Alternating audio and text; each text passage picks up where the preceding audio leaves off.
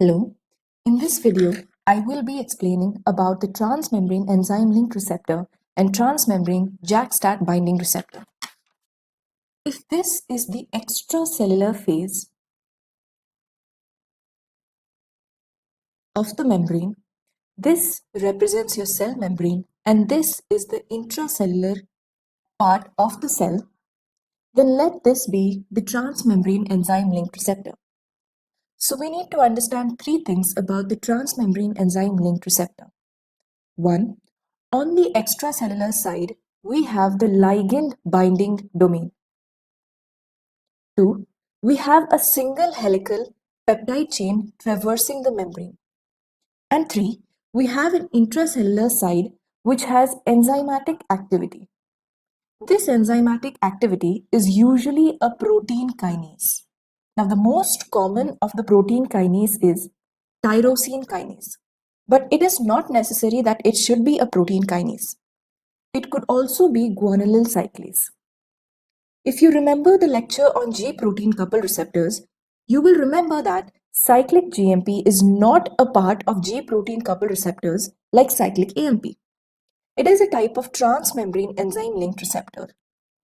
So what is the function of this protein kinase? Protein kinase will phosphorylate the residues on the substrate proteins. Since tyrosine kinase is the most common type of protein kinase, from now on we'll understand protein kinase using tyrosine kinase as our example. So for example, if this is a receptor tyrosine kinase, it will phosphorylate the tyrosine residues on the substrate. This, for example, is your tyrosine residue. It will be phosphorylated by your tyrosine kinase. So when a ligand binds to the ligand binding site of the receptor, these receptors dimerize. These receptors work only when they are in pairs.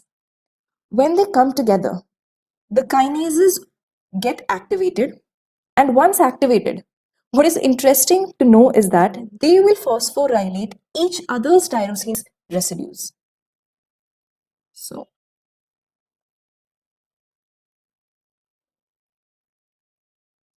these phosphorylated tyrosine kinase residues act as signal to attract the SH2 domains of various substrates. When they reach there, surprise, surprise, they get phosphorylated and so forth and so on. The cycle of phosphorylation continues. But these dimers do not stay active for long. And once the ligand has stopped binding, they need to get deactivated. But these two do not want to go away from each other. So, our lysozymes, it provides a solution to the cell. It says, I'll take care of them. So the cell will internalize these dimers and pass it on to the lysosomes. The lysosome degrades these receptors. Now, if you think that the lysosomes are oh so bad, let me explain another fact.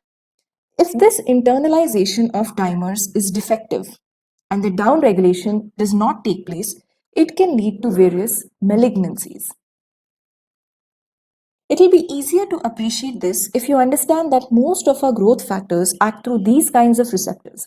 So if these receptors are not internalized and degraded, it will lead to unwanted growths. So the examples of growth factors which act through these receptors, epidermal growth factor, nerve growth factor, and even insulin acts through these receptors. Let's not forget that transforming growth factor is a serine threonine kinase and not tyrosine kinase, which means it will phosphorylate serine threonine residues. Now coming back to guanylyl cyclase, which is also a transmembrane enzyme linked receptors. So we have two forms of guanylyl cyclase. It is either your cell membrane bound or it is soluble cytosolic guanylyl cyclase. The cell membrane bound is your transmembrane enzyme linked receptor, the ligand for which is atrial natriuretic peptide. Atrial natriuretic peptide, if you remember, is released by the atria when it senses an increased BP. So as the name suggests, it leads to natriuresis.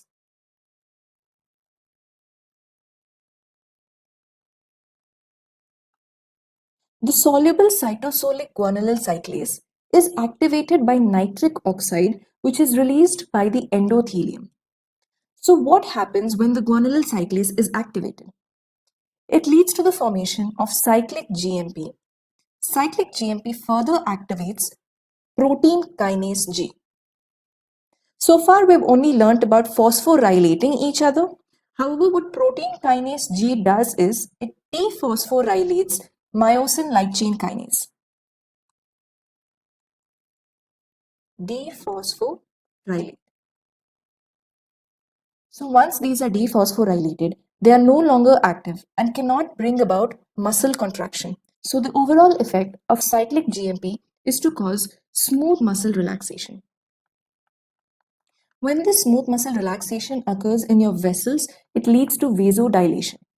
Now this is the mechanism of action of glyceryl trinitrate and sodium nitroprusside. It releases nitric oxide, which activates cytosolic guanylyl cyclase, leads to the formation of cyclic GMP, activates protein kinase G, dephosphorylates myosin light chain kinase, and leads to vasodilation. This will elevate the symptoms such as angina. To stop the activity of cyclic GMP, phosphodiesterase 5 converts cyclic GMP to 5' GMP, and this will lead to the stoppage of activity. That is all about the transmembrane enzyme linked receptor. Now let us learn about another type of transmembrane receptor, which is the transmembrane JAK-STAT receptor. It is similar to transmembrane enzyme linked receptor except that the intracellular phase does not have a catalytic site. So, when the ligand binds to the ligand binding site, which is located on the extracellular phase, it leads to dimerization.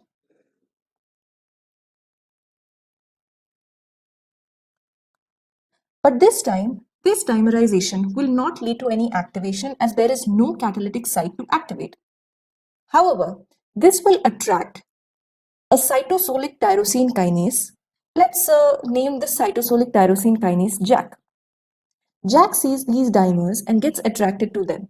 On binding, it gets activated and starts phosphorylating the tyrosine residues of these receptors. Now, seeing this, STAT, another protein, gets googly-eyed and says, oh, phosphorylated tyrosine residues. Let me get there. So once it gets there, JAK again phosphorylates the STAT residues. STAT, once phosphorylated, dimerizes. I guess nobody likes being single these days. Now dimerized and phosphorylated STAT moves into the nucleus and regulates gene expression. What acts through these receptors? Cytokines, growth hormone, and prolactin. That's all for this lecture. Thank you for watching the video. If you enjoyed this video, please subscribe, like, comment, and share.